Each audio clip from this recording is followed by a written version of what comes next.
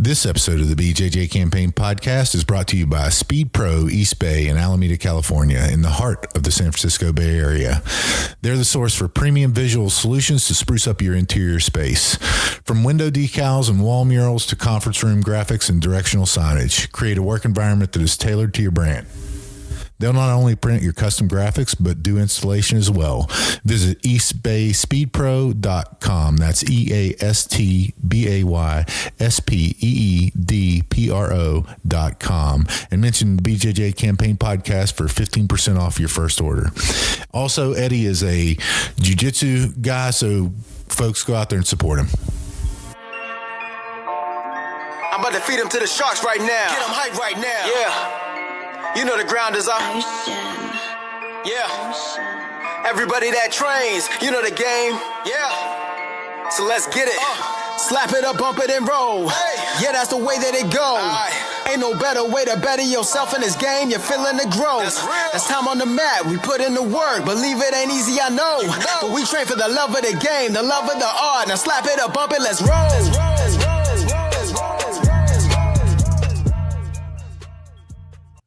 Welcome to episode 61 of the BJJ Campaign podcast. My name is Jeff Boone. I'm an A3 blue belt, 3 stripes. Phil Coors, A2 blue belt, 2 stripes. Philly, just a little housekeeping from last week. I looked up the betting line on the Gordon Ryan versus Bo Nickel match. It's coming up. Yeah. There is no betting line. Where'd you look? On the interwebs. Oh, okay.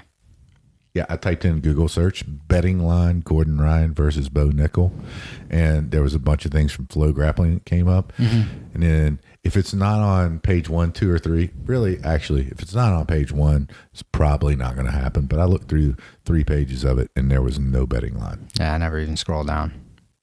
That's a good point. Folks, lesson for you out there, search engine optimization, very important. Yeah, nobody scrolls. Or SEO, as the kids are calling it. True. So let's talk about first off, next week's going to be the Christmas episode of the BJJ Campaign podcast, and we're going to go over some stuff. We're going to ask for the input from the BJJ Campaign Facebook group for that. But just as a primer to that, what are some of the things that you would want as a Jiu-Jitero for Christmas? I'm not going to talk about anything until we finish this armbar discussion. All right. Going back to the arm, I'm not talking about anything else. Okay, let's go. Give your opinion, and I'll tell you why it's wrong. Okay, set up for our audience is Phil's concentrating on back attacks. Great thing to concentrate on, right? Mm-hmm. Because you're getting there more often. Yeah. So backstory, if you don't know me, I was real bad at jiu-jitsu, and I decided that I should stop only being the close guard. I want to focus on trying to get on top, whether that's by taking someone down or sweeping them or any way that I can. And once I'm on top, if I can get to their back, that's even better. It's a great position. Most would say the best position. I came up with all those ideas myself. That was very unique. So it took me a long time, but now sometimes I get to people's backs. Carry on. That you do. So in certain positions, whenever, or on the back, whenever you're struggling to get attacks working, there's an option from the back to take the arm bar from the back, right? So you trap the whatever side your underhook hand is on, trap that arm, take the arm over the head across, and then chop the head down so that it brings you up and brings you in that arm bar position. Again, not leaving the back just because you're there and you want to immediately go to the arm bar. That's not what I'm suggesting at all. What I'm suggesting is if you're having an issue with the finish from there, that's always an option. It's a very effective option. I don't like that option. Why? Because if I fail, where am I? Getting stacked. Right back in the bottom and the close guard. And my argument for that is, okay, so you're getting stacked. Maybe you belly down, they take your back. So now you get to defend your back. I defend my back all the time. So why not do it more? Do you get better at it? trying to get better at things that I want to get better at. Like there's Defending a lot the of back, times you don't want to get better at that? there's a lot of times I don't have a choice. I'm going to be on the bottom and I'm going to be defending my back. When I have the choice to be on someone else's back, I'm going to stay there if I can. So it's it's a similar idea in my head. Like, why don't you go for the foot locks, leg locks, or whatever when you're on the bottom? I do. I thought in the past you've told me not to do that. Or do you not do them when you're on top? No, you never want to give up position. Well, I'm not going to say you never want to give up position. You know, maybe there's some time whenever you are having a hard time passing someone's guard. They're better than you. They're doing that. Maybe you sit back into a foot lock, but that's not the position that I'm going for foot locks or any of that from. It's always the bottom position to where I'm in a sweep position to where I can get on top or submit from the bottom with that position. Okay. So a general rule for you is when you're on top, you won't go for a foot lock. Correct. Okay. General rule for me is when I'm on the back, I'm not going to go for an arm bar. I'm going to stay on the back. There are exceptions to that rule. Are there exceptions to your arm lock rule when you're on the back? No. You need to be a little more flexible. Not true. It is. See because I can keep attacking. Like I'm not losing anything. Like I can just keep working my grips in. I don't understand. As long as I can keep the back position, why would I want to lose that? I mean, if you want to train in the exact same position for 8 minutes of an 8-minute round and not try to take a little bit of risk, like your hero says, Marcelo Garcia. Do you remember that little video with him and Dylan Danis? Whenever he says, "There's different times you take risks." Was that Dylan Danis in that video? Yeah, it was. Oh, that's funny. Yeah, there's different times that you take risks, and your high risk opportunity is in training.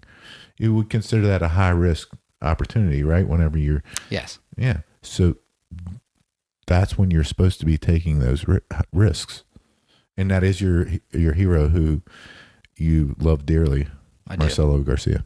So I guess it comes back again to you're acting like I've been on people's back for a long period of time. You're acting like I am really good at it and I don't need to practice that part. I'm already not great at the back in the first place. I lose that position constantly. So why wouldn't I want to try to improve that first and then expand off it? Why would I want to just try to do 15 different things from the back terribly versus getting good at one or two, learning what to do from there, and then expanding off of that? First off, I should have dropped the mic after that last comment because I feel like it was very powerful. Second off... Which comment? None of that was powerful. Okay.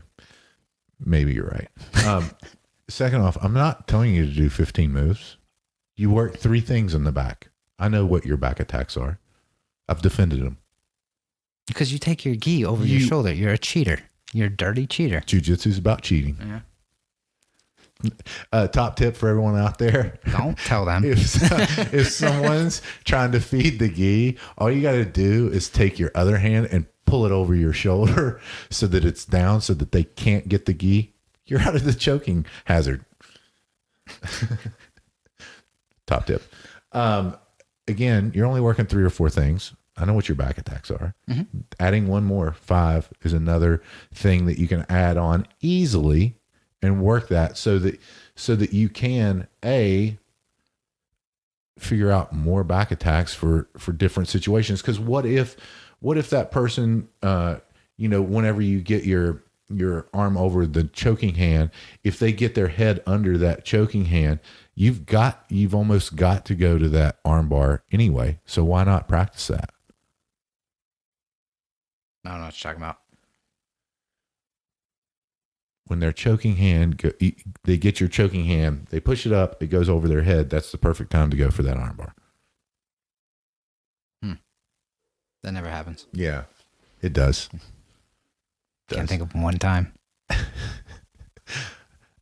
Listen, we can agree to disagree on this one, but the thing is, I'm right. I don't think so. Okay, we'll agree to disagree and that I'm right. Moving on. This I'm gonna ask more people. I'm gonna get more opinions. well, listen, on this. all right, go on the Facebook group page, folks out there, and actually, you know what? I'm gonna ask John and Ryan. We'll create a poll. We'll create a poll. Yeah, that's what we're gonna do. Create a poll. The first option is going to be you should stay on the back and practice the 3 moves that you're really focusing on. Second option is you should go on the back, practice 3 moves plus 1 bailout move, which is the arm bar that you've been working on.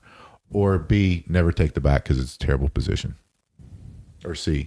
Yeah, I was gonna say your letters are weird. Yeah, sorry. Okay, you can create that poll. So Yeah. I have read people don't like the back. Well, yeah, I mean, sure. I mean, whenever we weren't getting to the back, we didn't like They the probably back. just liked arm bars, so they were probably trying to do arm bars, and they were like, "This is dumb." I get that. Yeah. All right, very good. So moving on, Christmas gifts. Give me one thing that you'll be able to Marcelo forward. Garcia DVDs. Oh, you've already got those. By the way, his curly hair in that video, how long ago was that? I don't know. It's old. It's a very square box that comes up. Most of them nowadays are widescreen. Garcia had some curly hair. Handsome man. Okay, that's good. Stocking stuffers. I'll go with a stocking stuffer. Tape. You said that last year. It's a great stocking. And guess what? I need tape now. I've gone through my tape from my stocking from last year. Yeah. Which kind of tape do you get?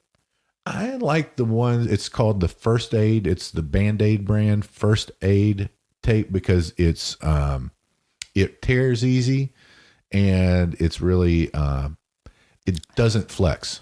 I have no idea how John tears that tape because every time I walk over there, It's a black belt. I was like, I'm going to have to use the whole roll because I can't separate it. I love seeing legs struggle in promotions because, you know, they get off now whenever he's pulling it out and you can see him sitting there and he's like trying to rip with both hands. So and then hard. he finally goes to the teeth. Yeah. You know, he finally It's so hard to tear that tape. I don't understand. I don't either.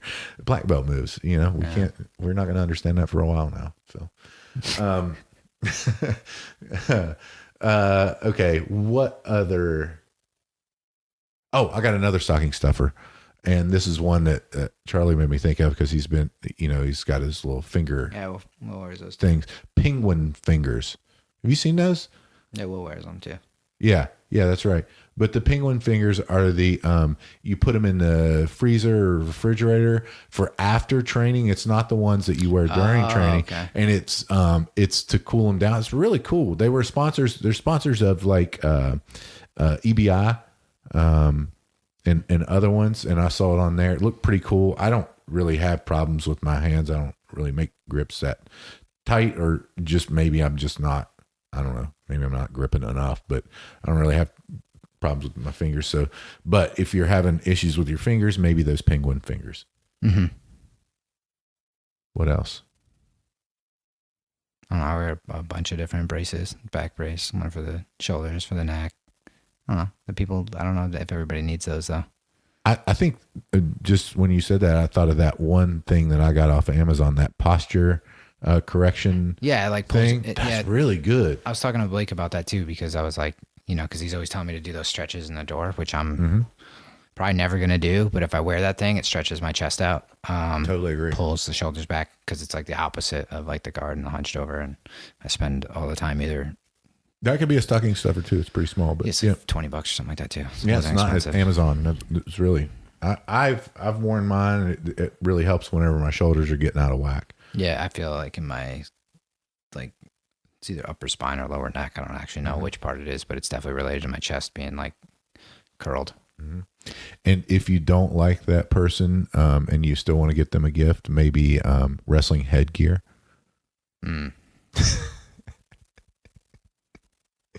Scratch that. Don't do that. Yeah, I might have to get that at some point. I think if they go wrestling, your ears are already screwed. You know. Yeah, I know, but Yeah. it's like I don't know. We'll see. Just toughen them up. That's all. I don't know how to do that. Make tougher ears. Yeah, that's a good idea. Ryan Hall DVDs. Obviously, we can't not mention that. Oh yeah. And Kyotera, if you're out there listening, Yep. Joey's cheating on you. He doesn't love you anymore. No, he loves Ryan Hall. Yeah. Who was Ryan Hall the coach of that we've had on the podcast, Phil? Trey Pace. Yeah. It's crazy. Yes, he was. Yes, he was. Big fan of both of them. We know.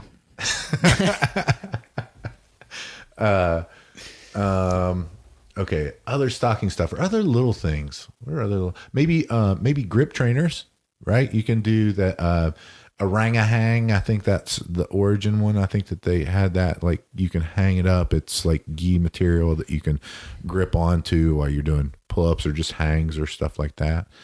Those little cheap squeezers, training things. Yeah, those, or just a bucket of rice that you plunge your hands down into.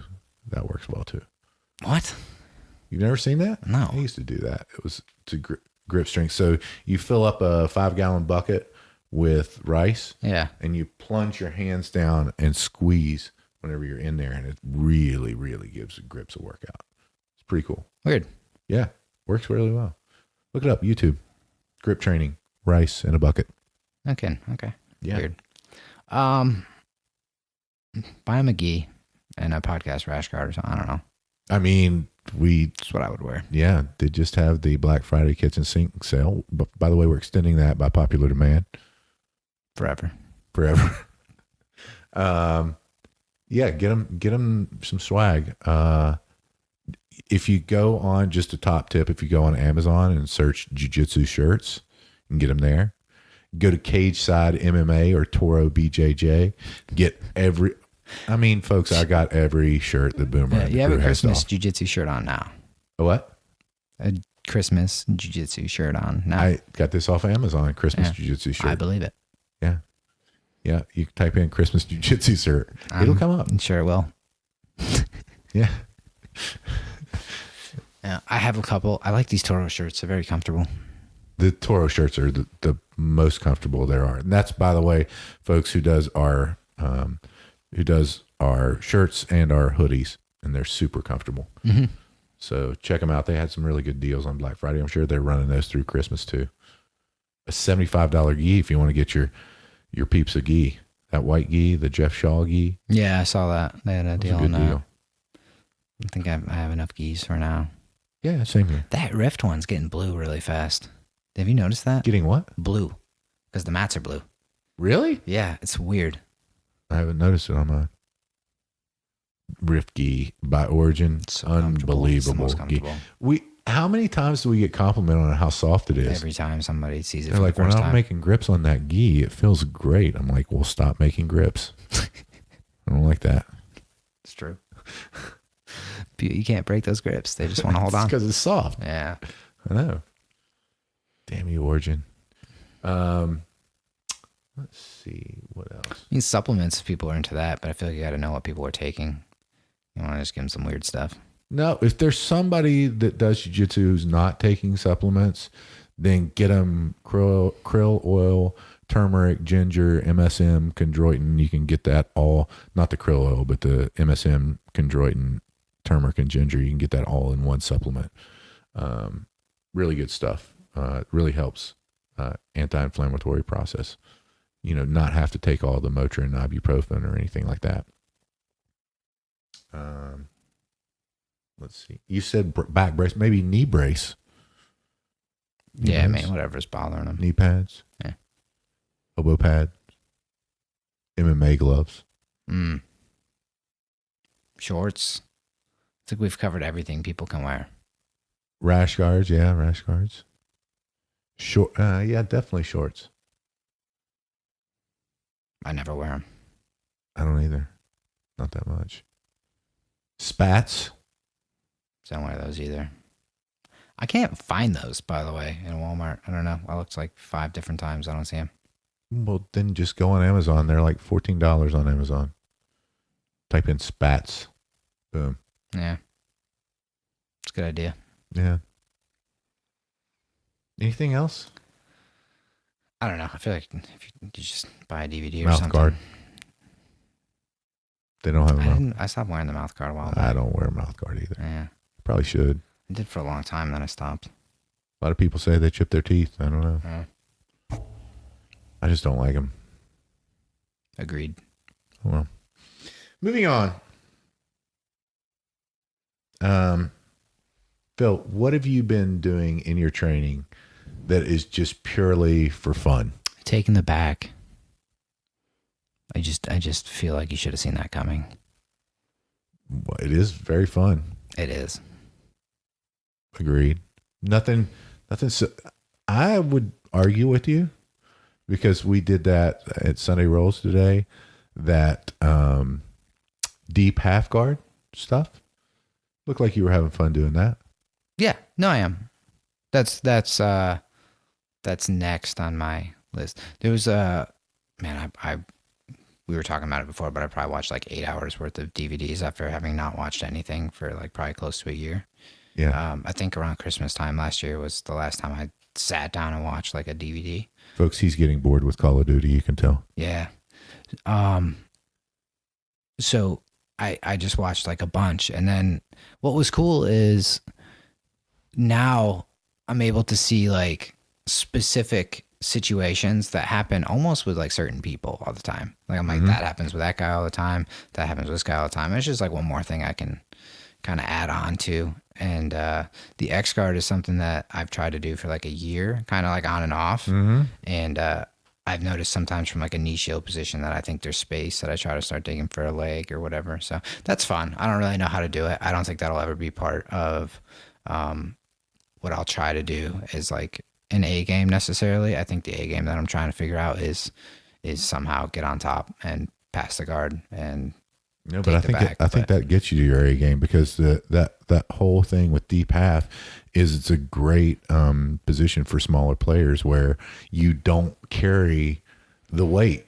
You know, you carry no weight. There's a bird on the screen out there. There's a bird that's trying to commit suicide by running into the screen in the worldwide BJJ Campaign studios. Yeah. That was distracting. Yeah, so that's interesting to me. That's been something I played with a couple times here and there, and I kind of always move on because I've always had the same problem of like, how do you get into it? And I did notice. So I remember watching the same DVD last year, and I just am pretty sure all I watched was like how he swept people. And then the problem I was having is I had no idea how to get there. Entry? Yeah. I was like, I don't even know how to get into this. And it's then really which way hard. do my legs go? So rewatching it this time, he shows like 4 entries before he shows anything else. And I was like, hey, he's got that figured out. Huh, that's the hard part. So I thought that was cool. Obviously spending a lot of time on the mat this year, trying to do stuff, you know, and then watching the DVDs, and a lot more of it makes sense, or instructionals, whatever you want to call them. A lot more made sense, or you could see more.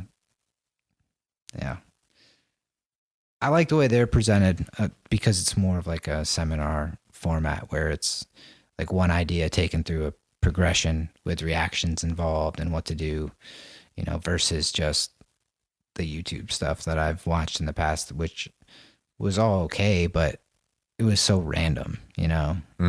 Yeah, you're going down a rabbit hole and then you're going to different stuff like, and it takes you to something else. Yeah, and then it's different people and things like that. And I don't know. So I liked it though. I watched a bunch of it. I used some of it right away. I'm still playing with some of the other stuff, and I don't necessarily think it's going to be something I do all the time, but you know. Let's talk about that, the proper way to actually watch one of the instructionals, right? I mean, we've done it a couple different ways. That Murillo Bustamante, the one that we practiced the mount stuff with. You remember whenever we did that at the academy? No. You don't remember that? We took the iPad in there and watched. That was something else. Was it? I do remember that, but that was guard stuff.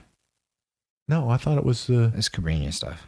Was it? Oh, because I didn't even know who it was. And I think right. John walked in, looked at the computer, and was like, Cabrini. Yeah.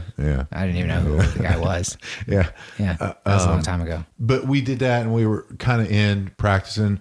I think that's a good way to watch them. But I'll tell you what, just having, whenever I had that, I took, like 5-6 days off, and my knee's completely back to normal now, which is awesome. Really stoked about that. But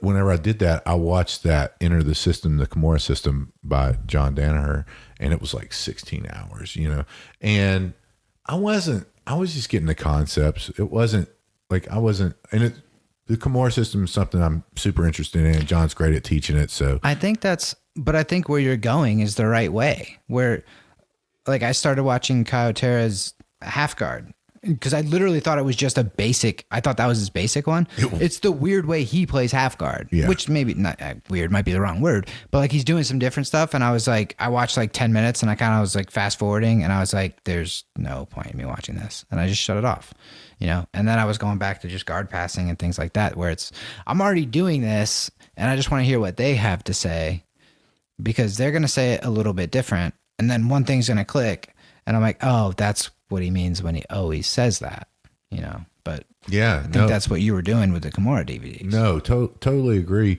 And you know what, too, Phil, I think that revisiting that Caio Terra half guard instructional is probably not a bad idea right now. You're playing a lot more half guard. No, I watched it yesterday. I have no idea what he's doing. Oh, really? Okay. Yeah, no, it's weird. It's not weird. It's just that he's really good at half guard. Yeah, the one I was watching it was like a weird knee shield.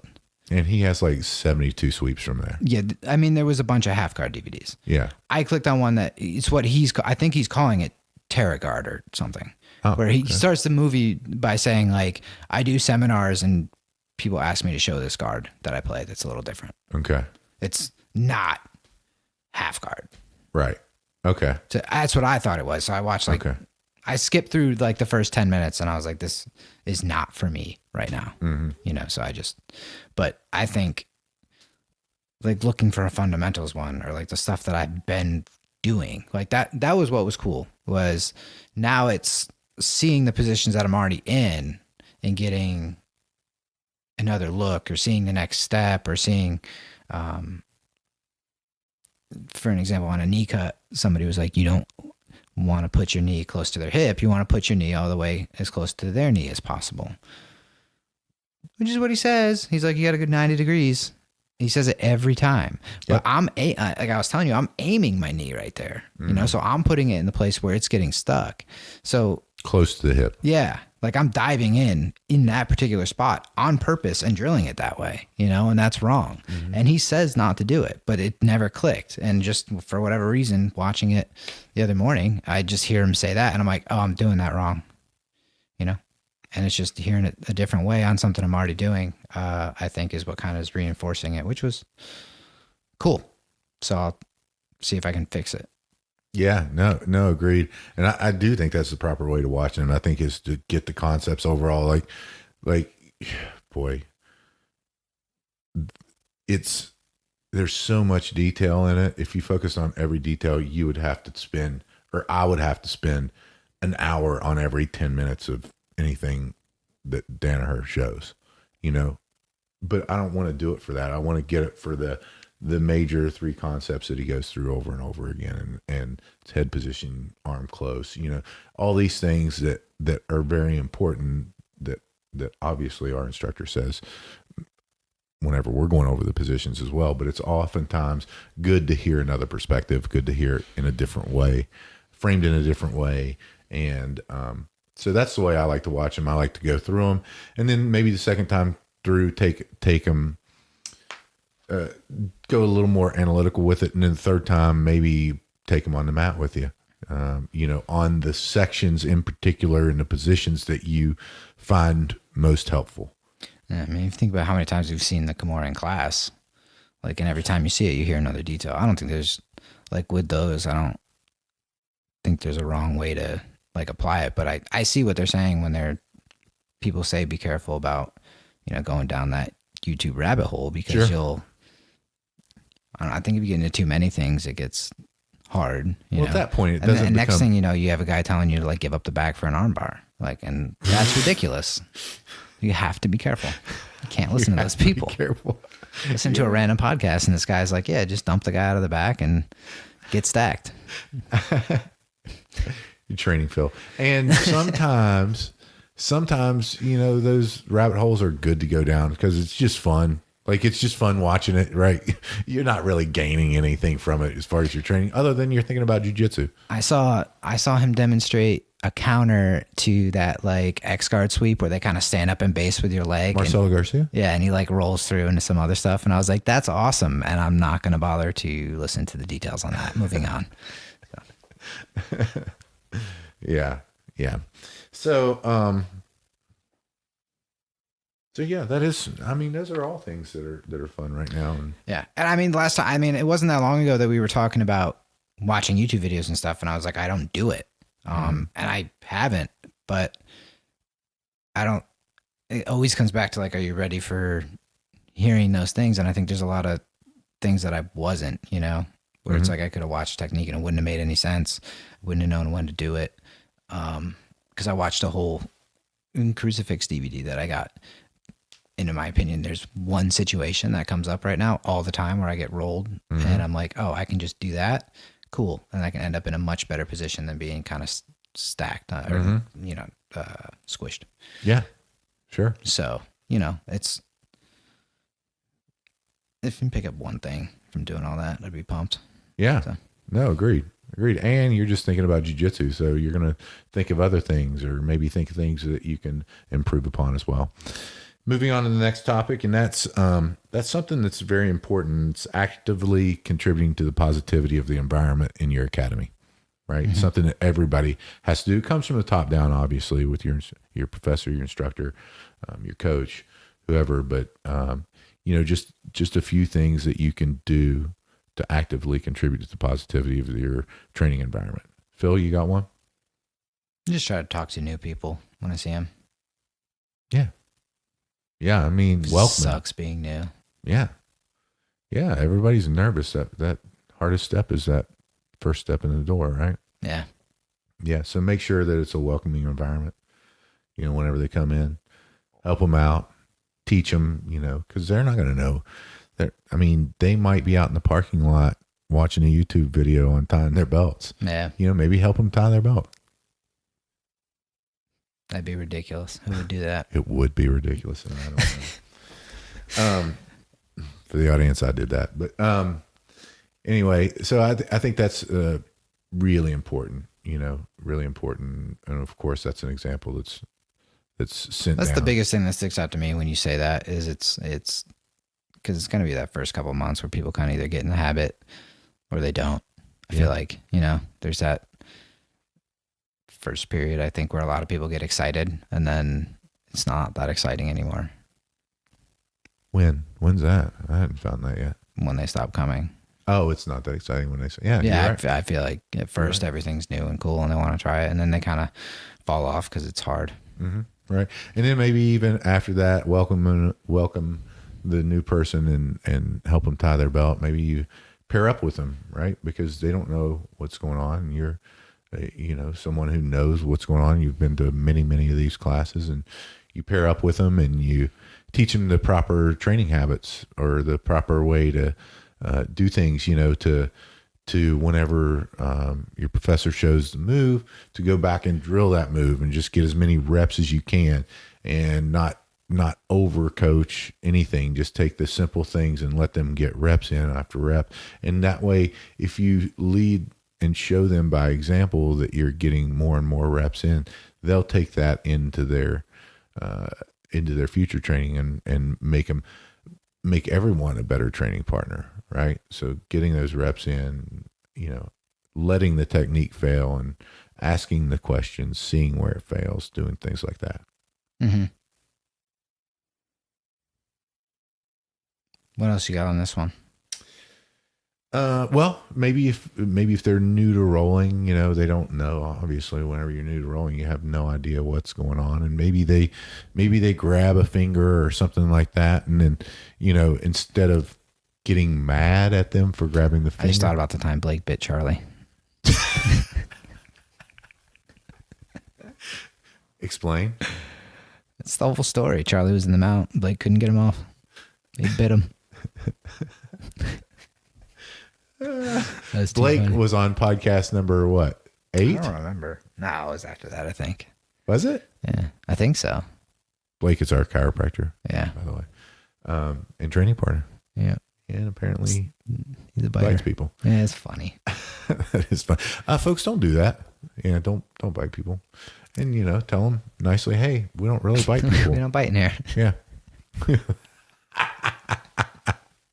That is hilarious. So don't get mad at them if they don't. Yeah, don't get mad at them if they bite you. Yeah, get mad at them. I mean, you can get mad at them if they bite you. That's not right. I would probably get mad. Biting is never allowed anywhere. Well, most places. Moving on, the finger grabbing. But if they don't know that not to have that small joint manipulation, you stop and say, "Hey, whoop!" Start, tap them and say, "Hey, explain that that's small joint manipulation that we want to train and go to work, and so we don't really do that. You grab either 4 fingers or no fingers, right? The whole hand. So." That's something that is just a kind of a lesson that they'll remember. And if if they don't, maybe they do it again. Say, hey, just remember, we grab 4 fingers or no fingers, and just move along, because they don't know what they don't know. And it oftentimes takes 3 or 4 times of saying something before they get it, right? Mm-hmm. Or before I get it, anyway. What else? I'm gonna say reaching out if they stop showing up. Facebook shaming them? Yeah. Not necessarily shaming. Yeah, just commenting on their personal family photos. Yeah. Being the only person to be like, what's up? Where you been? Like, great photo. We miss you in training. That's all you have to say. Looks like fun. We miss you in training. It's true. Yeah. I don't know that it's gotten anybody back so far, but I enjoy doing it. It's not. I don't think you've ever seen someone come back from it, but I don't know. Maybe. There hasn't been, but maybe. Reaching out to them, or also, someone who has a really busy schedule, and maybe they've reached out to you and say, hey, would you help me hold myself accountable for this? I've had that. Yeah. And so just message them, hey, I'm going in Tuesday, Thursday, Friday. What 2 days can you come in and train with me? Mm-hmm. I think that's important. Something that I've done in the past. Are you going to reverse that on people and be like, I need you to hold me accountable. I'm going to train 5 days this week. Which days are you going to? I mean, yeah, you'll need to. I'm going to have you hold me accountable. No, I try. You don't care when you're not going. I can't really shame you into it. True. Well, that's because if I'm not going, it's a really good reason. When has there been a bad reason? I wouldn't say it's a bad reason. It just wasn't a great reason. Injury? It's not a bad reason. Yeah. You said you had a hurt knee. And you took a couple days off. Yeah. Other people are out there getting better. Agreed. But now I'm back. It's true. Usually if I think you're taking too many days off, I just tell you what we learned. And that does all the work for me. It does. Yeah. It really pisses me off when we do cool shit and I miss it. Mm-hmm. I was pissed. I do the same thing to you. I know. I was pissed because the lesson we did the other night was like lesson 3 or something. And that's something that I don't know how I've never seen before, like while training. Like I've just never, I'm like, oh, well, this saves me 14 steps every time I'm in this position. What was it? It was a choke from technical mount. Oh, okay. Oh, yeah. Yeah. Yep.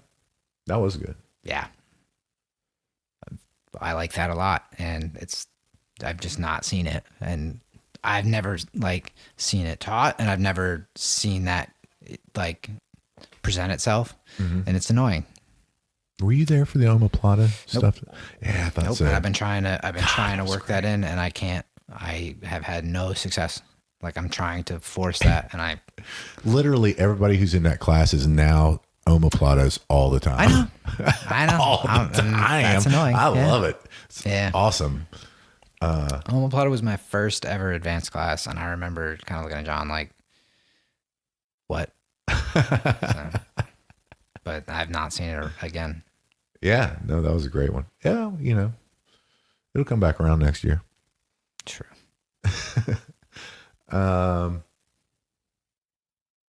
What else? What were we even talking about? Oh, yeah, talking about positivity and stuff. I feel like we do all that. I feel like you're the most positive person. Clean the mats, right? Help clean the mats. Help, help support teammates. And here's something that maybe,